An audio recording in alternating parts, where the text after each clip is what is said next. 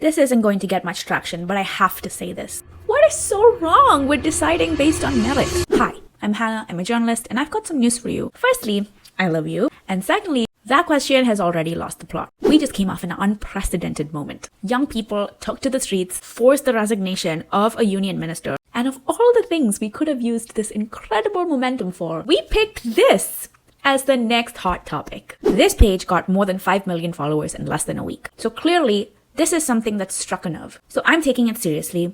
Let's talk about it. The argument goes that reservations are unfair because they deny positions to those who earn them through merit. In a fair system, the best person should get the job. And who could disagree with that? Because it sounds correct. But if you follow this page, you know we think a little critically around here. You know what never cared about merit-based allocation?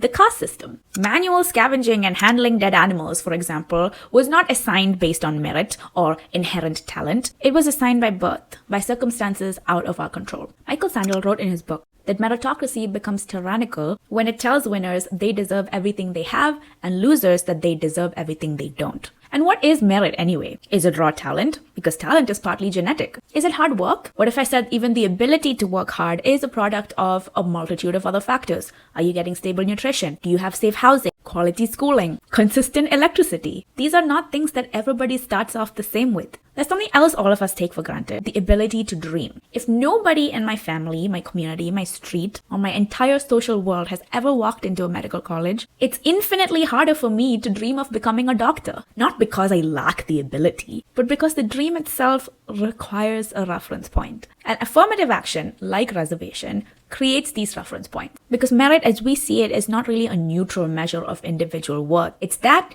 plus every structural advantage and disadvantage that came before the measurement. I, Hannah, don't know what caste I am. And that itself is a privilege. Because let me tell you, if I was from a lower caste, someone would have made sure that I knew by now. Discriminatory attitudes persist, consciously or unconsciously, in the minds of people who run companies, rent out homes, put out marriage ads, or drink from different wells. And if you think that doesn't affect somebody's ability to succeed in society, that's not optimism.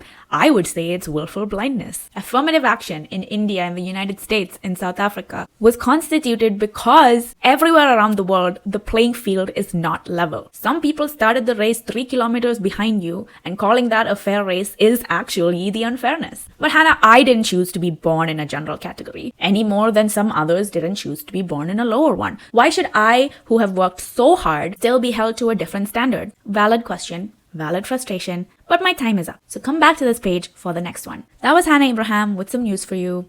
Eyes open, everybody.